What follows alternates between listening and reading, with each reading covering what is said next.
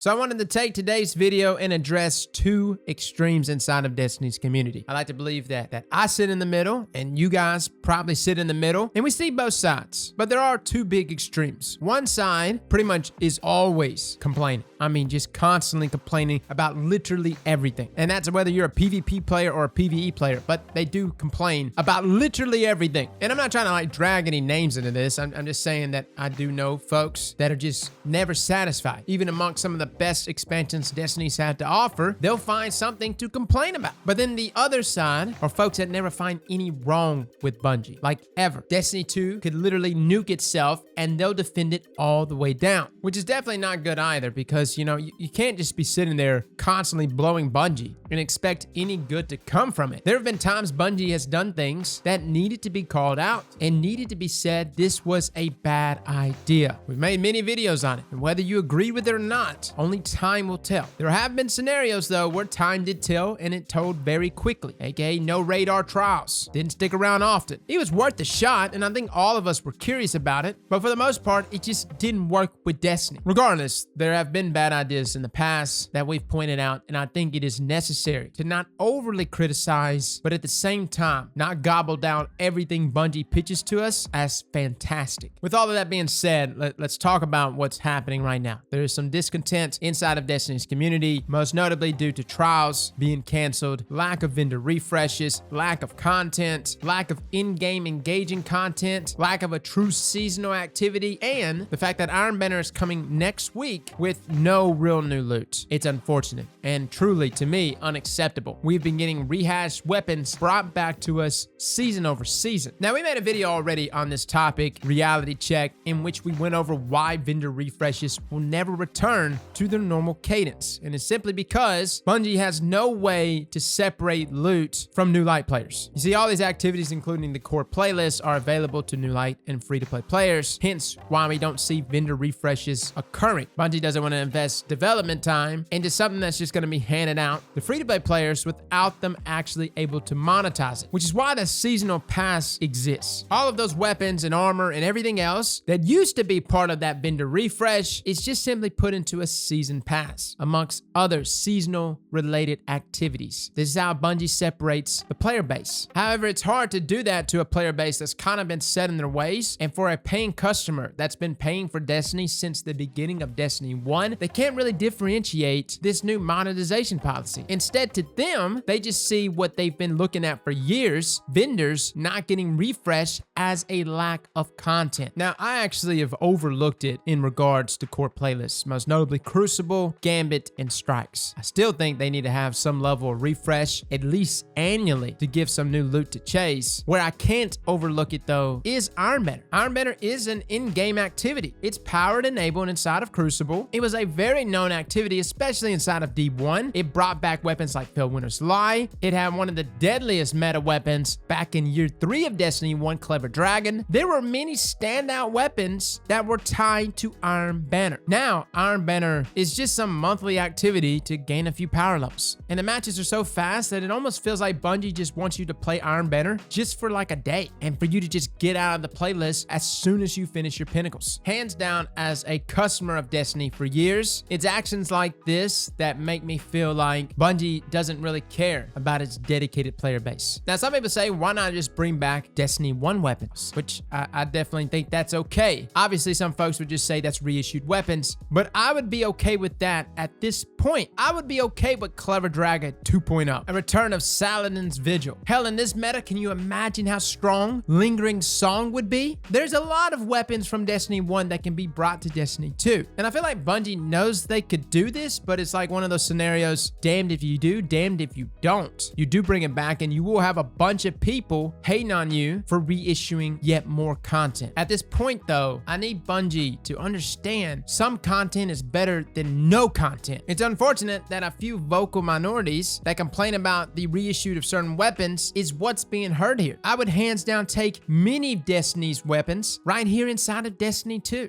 And it doesn't have to just stop at Iron Banner weapons, man. We can bring back old Crucible weapons, some of our favorites, Ias Luna, some old Vanguard weapons, Shadow Price, Paladron, LDR, Longbow Synthesis. It doesn't have to just stop at Iron Banner weapons. Again, some loot is always better than no loot. And I know we are getting the Scout Rifle and the hand cannon next week, but those weapons are still very much fresh to most of us. Some of us feel like we just used those guns just yesterday when we got them the first time. So to have Destiny 2 weapons reissued to us is more of a sin than just reissuing D1 weapons. How many of you would complain if you got a Hawksaw again? I wouldn't. I would be so down for that. And we're not even talking about the weapons I would definitely be down to have back in the game, which were the class-specific weapons. Warlocks, y'all miss Talak? Wouldn't it be amazing to have that gun back, especially in this meta? Scout rifles feel phenomenal. The target acquisition has been improved. Talak would be an absolute monster. Fabian strategy. For my Titans, I can already imagine pairing that auto rifle with Icefall Manos. The combination of life support, overshield from Icefall, on top of front lines, on Fabian when I'm close to my enemies, my god, it would be disgusting. Hunters, I know there was a lot of snipers back inside of Destiny 1 that were good, but you can't tell me Steel Piercer wasn't one of the best snipers to land kills with. You see guys, Destiny 1 actually did do a lot of things right, and Destiny 2 has improved on a lot of those things. But one thing that I felt like even now that Destiny 1 still has over Destiny 2 was memorable loot. All of these guns you remember. You remember Grasp of Malak. You remember Hung Jury, Matador 64, Party Crasher. Why do you remember those guns? One, you had to work to get them. Two, that was just how memorable loot was. To me, guys, it is a no-brainer. Like Bungie is sitting on a gold mine of guns and weapons that people would love to see inside of Destiny 2. Before folks start jumping up and saying, whoa, Bungie's gonna have to balance them. Matador 64 would be broken. Really? More broken than Fellwinter? You think Talak is gonna overtake the meta? Well, maybe, but Jesus, it's an exotic scout rifle. When was the last time you said, hey, yeah, this scout rifle was the most dominant weapon inside of Destiny? I think Bungie has a number of weapons that they could bring back. That's what I remember from Destiny over everything else. I remember activities, I remember fun expansions, but the things that I hung on to, the things that I never got rid of, were the weapons I had to work to get and weapons that paid off for me greatly when I obtained the god roll of them. With all that being said, for my folks out there that are saying, Beyond Light sucks, this expansion was terrible, not worth 40 or 50 bucks, or however much we spend, I don't even know. I think Beyond Light is a very fine expansion. I've gotten a lot of playtime from this expansion, and I think the stasis subclasses are actually amazing. I know I complain about them inside of Crucible, but they are amazing. Power Fantasy is wonderful. However, the alternative, at least in my eyes, would have been way worse. You see, guys, Beyond Light could have never even shipped. Understand, right now, we're living in a time that will be remembered in history. This pandemic has taken a heavy toll on all of us, and I'm sure some of you have had a loved one that passed away this year. And even though it may not be directly on your doorsteps, for many people, especially in the game development world, it was directly on theirs. A lot of you are having to work from home for the first time. Some of you like it, some of you absolutely hate it. I've got a grandfather, he hates it, man, working from home. Told me he doesn't know how I do it, to which I reply, man, I'm just playing video games in my pajamas. But really though, it's been a hell of a year. That's the only way to put it. And a hell of a year in a bad way, not like in a good way, in a really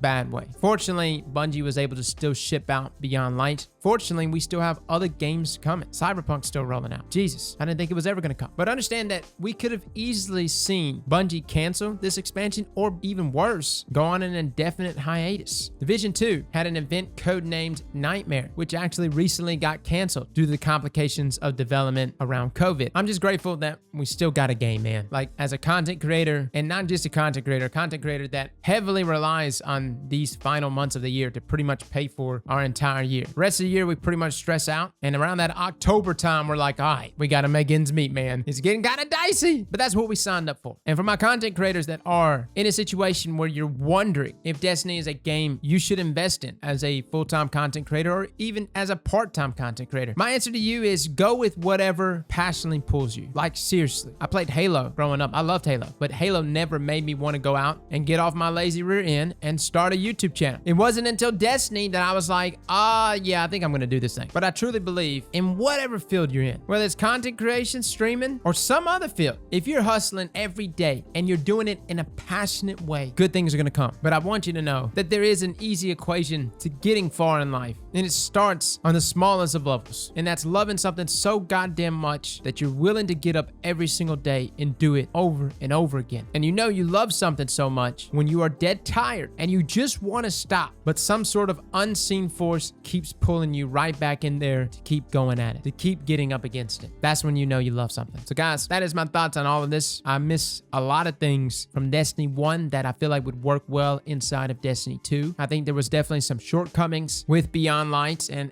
Bungie, although I do feel for the development process and all the hardships that everyone was pretty much faced with this past year. At the same time, I want to just reiterate that the position, Bungie, that you are in is actually an incredible position. You've got a community that loves your game so much, they just want to play the piss out of it. And man, that's a great problem to have. So please, don't squander it. Fellas and ladies, thank you all for coming and watching, and as always, Slap that like button like your mama told you right.